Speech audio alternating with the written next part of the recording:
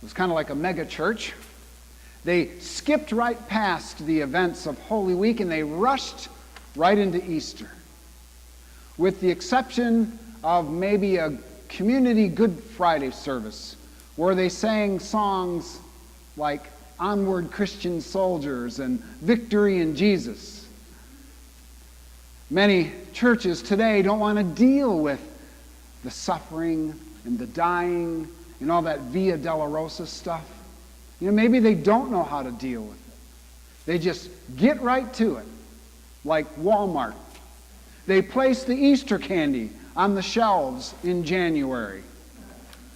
Or some get right downright irreverent. Let me grab my paper. Forgot to bring it up here. They get downright irreverent, like this ad that I received.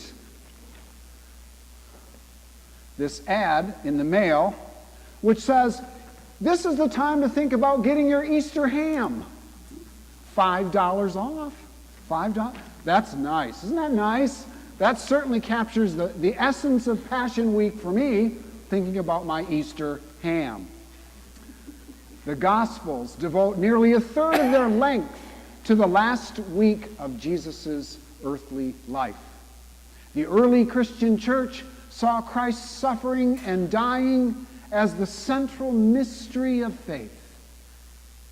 Maybe that's because back then, the early Christians weren't sitting in soft, cushiony seats in an air-conditioned auditorium with 9,000 other people, sipping their Starbucks and listening to a slick motivational speaker who calls himself a pastor, talking about how we Christians are all in and how everybody else is all out. And oh, by the way, I need a newer jet for my evangelism tour. I guess we're back to the ham now, aren't we? No, the early Christians, they were out there struggling. And they were suffering harsh reality in an occupied territory. And they drew comfort from Jesus' pain and suffering and death. If Jesus wasn't exempt from it, they said, then why should we be exempt? And this, I find, is the essence of the cross. God's solidarity with humanity. The cross is a dramatic demonstration of God reaching out to us, meant to literally shock our hearts and turn our heads and rattle our souls into knowing that God would give it all for you. Love is sacrifice. Ask any parent.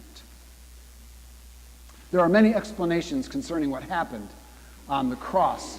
I've heard lots of them. I've heard words to describe it. Big, bumptious Bible college words like salvific, sacrifice, recapitulation, ransom, atonement, reconciliation, and propitiation.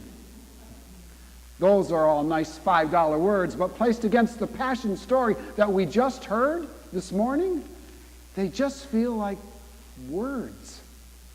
It's all too big to comprehend. And sometimes we just need to sit and feel it.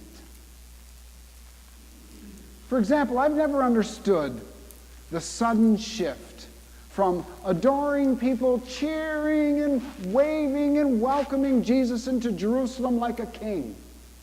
And then just a week later, they turn into a cruel, vicious mob, crying out for his blood. Crucify him. How did that happen? And what does that say about people? And what does that say about me? You see crosses all over the place, on top of buildings, tattooed on bodies, chocolate Easter bunny crosses covered in pastel-colored foil, or crosses attached to chains in department store jewelry cases. And sometimes it strikes me as so commercial and so trivial. Do you want a gold cross, or would you like a silver cross? Would you like a plain cross, or would you like one with a little man on it? Interesting that an ancient form of execution has become today such a strong, powerful symbol, an icon of sacrificial love and hope and life and forgiveness. Once we were checking out at Meijer at our groceries, and the girl behind the counter, she was wearing this cross, a little stone cross, and I said, "Really nice," I told her. And I added, "You must be Christian." And she briefly looked at me like I was Mork from Ork, ignored my comment, and kept on pushing buttons on a register. So I stood there thinking about how the cross really wasn't nice, but nasty. It would be like me wearing a little gold gas chamber on my chain to remember the 6 million Jews killed during World War II. The cross was a means of execution, and it struck me right there in the grocery store, right there in the cashier line. Jesus didn't wear this cross around his neck. He wore it on his back. And that is a big difference, I whispered. And the girl answered me. She said, "That'll be 103.89.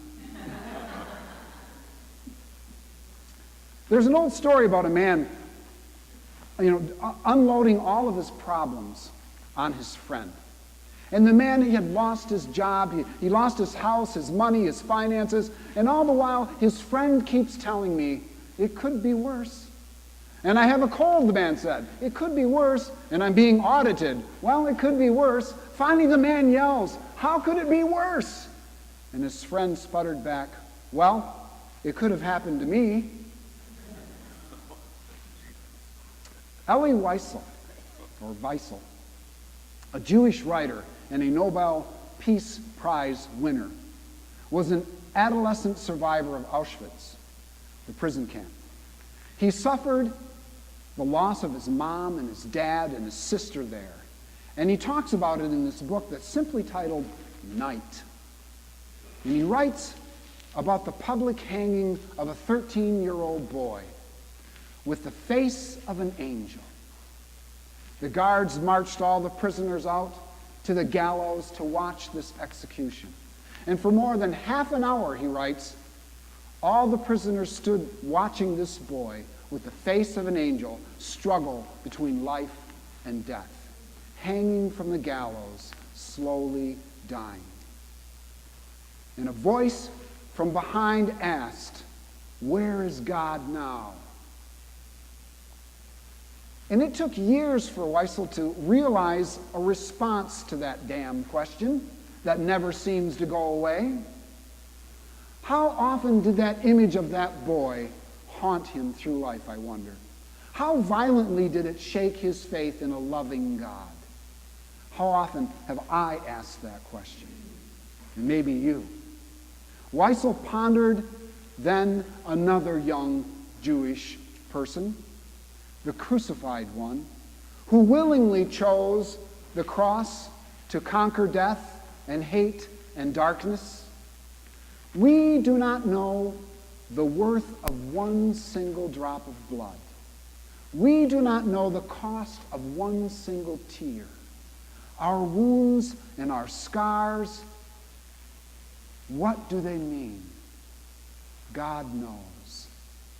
And this is where Wiesel found his answer. Where is God? Here. Here he is. God is hanging here on the gallows. Where is God when we suffer? In our darkest night, he is here with you, hanging on the gallows. This is the cross. Our suffering has meaning because it is shared by God. Life is no longer worthless because it is witnessed by God. Our pain is never futile because it is felt by God. Every heartbreak, every medical treatment, every loss. Nietzsche was partly right. Not that God is dead, but that God was dead. God was dead for 3 hours on Calvary. And the darkness swallowed the sun. Night. and all the wretchedness of humanity hung upon him. It could have been worse. It could have happened to me. Let it be so, God said. Let it happen to me. And it did.